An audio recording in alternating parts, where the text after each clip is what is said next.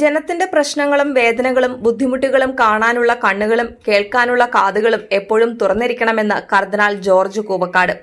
Zero Malabar സഭാ synod നൽകിയ സ്വീകരണ യോഗത്തിൽ പങ്കെടുത്ത് പ്രസംഗിക്കുകയായിരുന്നു അദ്ദേഹം.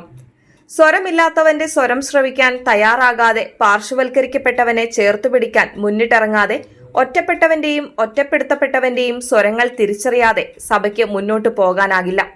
മുറിവുകളിൽ തൈലം പൂശുന്ന, മുറിവേറ്റവരെ വച്ചുകെട്ടുന്ന, യുദ്ധമുഖത്തെ ആശുപത്രിയായി തിരുസഭയെ കാണാൻ ആഗ്രഹിക്കുന്ന ഫ്രാൻസിസ് മാർപ്പാപ്പയുടെ മനസ്സ് ഇതോട് ചേർത്ത് വായിക്കാമെന്നും മാർ കൂവക്കാട് പറഞ്ഞു. സഭാ സ്നേഹത്തിൽ വളരാൻ നമ്മുടെ ഇളം തലമുറയെ പ്രചോദിപ്പിക്കാനുള്ള ഉത്തരവാദിത്തം നമുക്കുണ്ട്.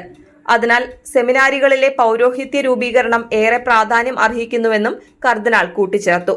സിനഡ് തീരുമാനമനുസരിച്ചുള്ള ഏകീകൃത വിശുദ്ധ കുർബാനയർപ്പണം സാക്ഷ്യത്തിനുള്ള അനന്യമായ അവസരമാണ്. സിനഡിന്റെ കൂട്ടുത്തരവാദിത്വവും കൂട്ടായ്മയുടെ മാതൃകയും അഭംഗുരം പരിപാലിക്കേണ്ടതുണ്ടെന്നും അദ്ദേഹം പറഞ്ഞു.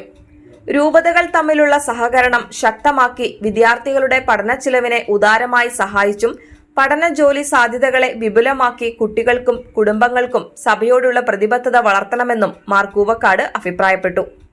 ഒരിക്കലും നമ്മെ നിരാശരാക്കാത്ത ക്രിസ്തീയ പ്രത്യാശയാൽ നയിക്കപ്പെട്ടും അതേ പ്രത്യാശയിൽ സഭയെ നയിച്ചും പ്രത്യാശയുടെ തീർത്ഥാടകരായി ഈ ജൂബിലി വർഷത്തിലേക്ക് നമുക്ക് പ്രവേശിക്കാമെന്നും കർദിനാൾ സന്ദേശത്തിൽ പറഞ്ഞു.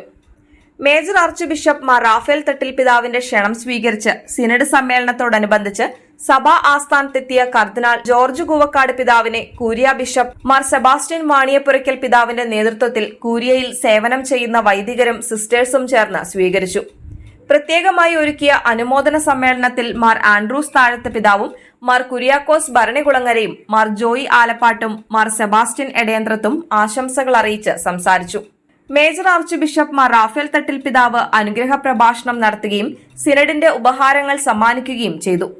കർദിനാൾ ജോർജ് കൂവക്കാട് പിതാവിനോടൊപ്പം സിനഡ് പിതാക്കന്മാരെല്ലാവരും ചേർന്ന് വിശുദ്ധ കുർബാന അർപ്പിക്കുകയും സഭയ്ക്ക് ലഭിച്ച ഈ മഹാദാനത്തിന് ദൈവത്തിന് കൃതജ്ഞത അർപ്പിക്കുകയും ചെയ്തു. തുടർന്ന് സഭയുടെ സിനഡ് സമ്മേളനത്തെ കർദിനാൾ അഭിസംബോധന ചെയ്തു.